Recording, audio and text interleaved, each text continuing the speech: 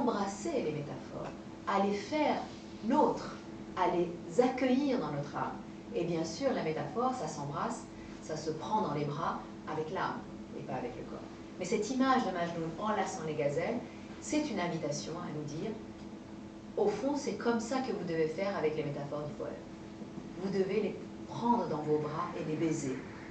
Et ainsi, vous serez unis au poème, et donc à la beauté, et donc à l'être divin lui-même. C'est vraiment, il y a toutes ces strates qui sont là, présentes. On ne les voit pas forcément à la première lecture. Moi, c'est vraiment la traduction qui m'a permis de voir toute cette profondeur de l'œuvre de Johnny.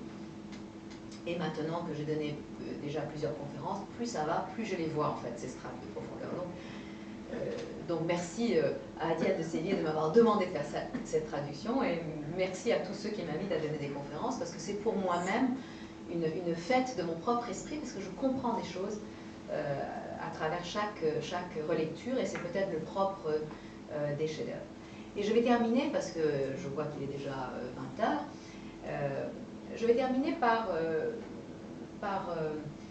l'évocation de quelques éléments qui sont des éléments narratifs tout à fait nouveaux, que Jaume va introduire, enfin tout à fait nouveaux, peut-être pas, parce qu'il y a toujours un élément d'inspiration dans les œuvres qui l'ont précédé, mais néanmoins, disons que ce sont des épisodes que Jaume a traités d'une manière tout à fait personnelle, et qui, à mon sens, à nouveau, sont des manifestations vraiment de son génie narratif, de cette manière qu'il a de s'inspirer de ce qui existe déjà pour faire quelque chose de nouveau, pour donner à sa narration une impulsion très neuve, très personnelle, très originale, et par moments même, vous allez le voir, postmoderne, à la fois dans la pensée et dans l'expression.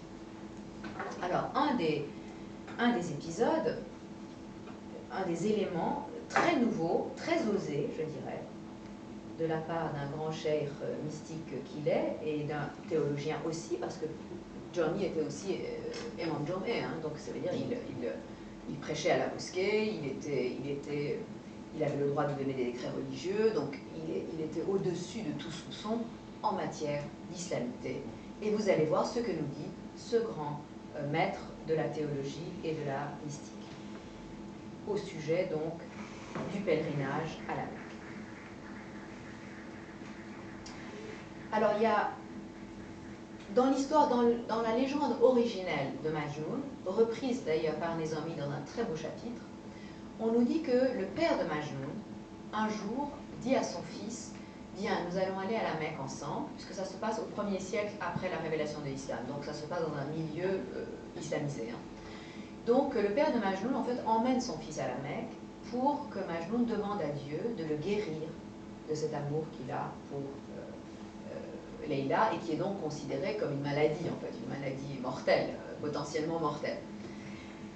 Et dans l'épisode donc originel de la légende, et repris par Nezami, le père emmène Majnoun, et puis Majnoun, en voyant la tenture noire de la Mecque, il se rappelle en fait de la beauté de la chevelure de Léili, et il s'accroche à cette tenture, et non seulement il ne demande pas à Dieu de le guérir, mais il demande à Dieu de le rendre encore plus amoureux qu'il ne l'est.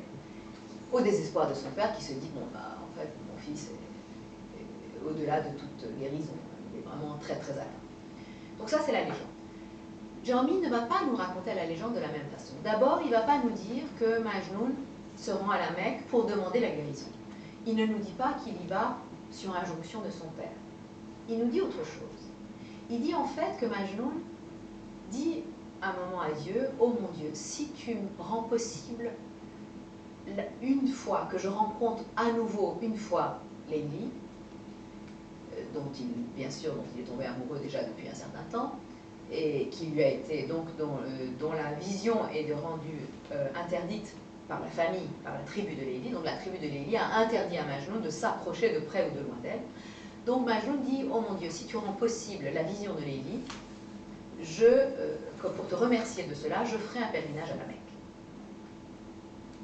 Il se trouve que Léili passe sur un chemin, donc, etc. Et Majnoun peut la voir. Et donc, nous dit Jaume, tout serment proféré se doit d'être honoré, quelle qu'en soit l'exigence. C'est l'un des fondements du grand livre du monde. Et la fidélité se mesure à l'effort pour honorer le pacte. Majnoun, qui était homme à tenir ses promesses, évidemment, puisqu'il est un fidèle d'amour. Mais c'est très intéressant, parce que Majnoun est un fidèle d'amour pour Lélie, mais il est aussi un fidèle pour le serment qu'il a fait à Dieu, de rendre visite à sa demeure si jamais il y allait. Donc, Majnoun, qui était homme à tenir ses promesses, se mit donc en chemin, assumant du voyage les peines et les souffrances. Je signale aussi que Jami s'est marié après son pèlerinage à la Mecque. Comme vous savez, chaque musulman doit faire au moins une fois dans sa vie le pèlerinage à la Mecque. Jami l'a fait, il avait déjà plus de 50 ans, et à son retour, il s'est marié et il a donc écrit ses œuvres. Et donc, il quitta bouleversé la maison de l'Aimé et s'enfonça à pied dans le désert aride.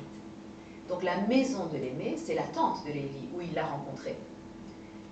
Mais évidemment, quand il dit « quitte la maison de l'Aimé », il emploie un terme qui est normalement utilisé pour la Mecque, puisque la Mecque, c'est la maison de Dieu. Donc il quitte la maison de Lélie pour aller dans la maison de Dieu. Et on va voir que finalement, Jami va nous dire que la maison de Dieu et la maison de Lélie, en fait, c'est la même chose. Donc il tient sa promesse, il va, il se prend sur lui les peines du pèlerinage. Alors, on a une longue description de ce que c'est que la douleur de marcher dans ce pèlerinage et avec les pieds qui sont lacérés, etc.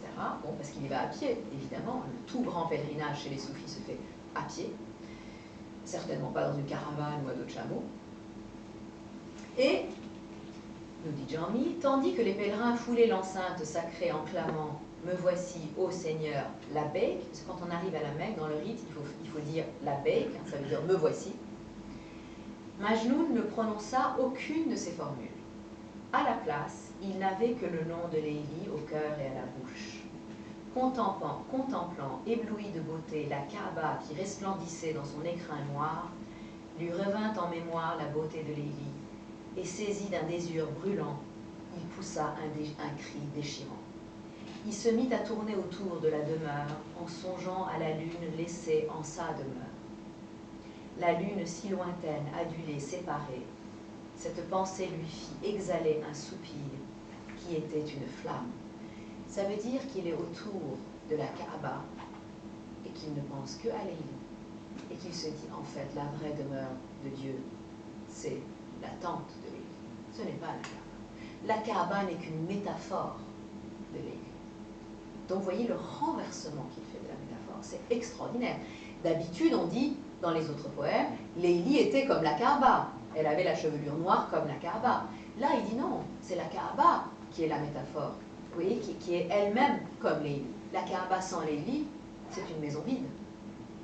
La vraie maison de Dieu, c'est la tente de Lélie. Alors il se saisit du heurtoir, du grand heurtoir sacré, et frappa à sa porte, submergé de désir. Il avait ceint son âme du collier de la servitude.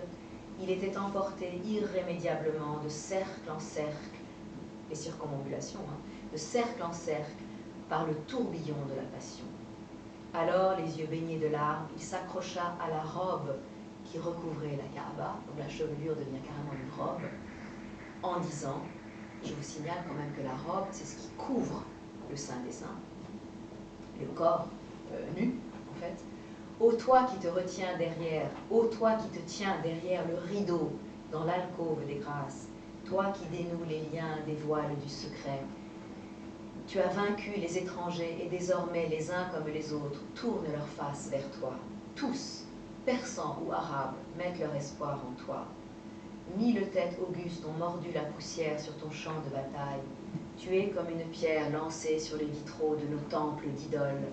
Et notre idolâtrie a volé en éclats pour toujours, grâce à toi. Et ainsi il continue, donc en disant vraiment qu'il est en train de tourner autour d'une essence qui est elle-même ce qui a brisé l'idolâtrie. Donc c'est très intéressant parce qu'il fait quelque chose de très idolâtre en apparence, en disant en fait cette idolâtrie-là, c'est la vraie unicité. Cette idolâtrie-là, c'est celle qui brise les autres idolâtries. Et il nous dit aussi, en filigrane, que tourner autour de la Mecque, si on pense que c'est la maison de Dieu, c'est une forme d'idolâtrie. Donc ça va très très loin, de la part d'un cheikh, voilà, d'un cheikh al-Islam, vous voyez. Et il continue, et là je l'ai traduit plutôt en poème, parce que là le poème devient vraiment très lyrique. Leili est pour mon âme le nichoir d'espérance, elle est ferment de vie et d'immortalité. Leili est la lumière qui jaillit dans les yeux, elle est la paix du cœur au temps de la folie. Leili est cette lampe allumée dans la nuit, elle est le fruit éclos au jardin de l'union, elle est reine au royaume de la pure beauté, elle est l'âme de l'amour, l'essence de la bonté. Tant qu'elle sera reine, je serai son sujet, tant qu'elle sera en vie, je serai moi vivant. Quiconque ne tient pas sa vie d'elle est un mort, quiconque ne tient pas sa chaleur d'elle est glace. Même si tous se liguaient pour me persuader de défaire mon serment, jamais, au grand jamais, je ne renoncerai à être son amant. Et vous voyez comment il va transformer notre Johnny. Un épisode qui est juste un épisode de refus de guérison en un temps d'initiation mystique suprême. D'un coup, Majnun comprend qu'il faut pèleriner autour de l'être qui détient en lui la lumière de Dieu, et non pas les autres êtres. Mais non pas une pierre, non pas une ville, une Kaaba, un pôle. Non. Ce qui compte, c'est de tourner autour de la beauté manifestée. Et il fera encore pire, puisqu'il y a un deuxième épisode, alors là qu'il a totalement inventé, dans lequel Leili part elle-même faire un pèlerinage à la Mecque, et Majnun la suit. Et pendant tout le rituel qui va être décrit par Johnny avec force détail, puisqu'il connaît parfaitement le rituel, bien sûr, eh bien, à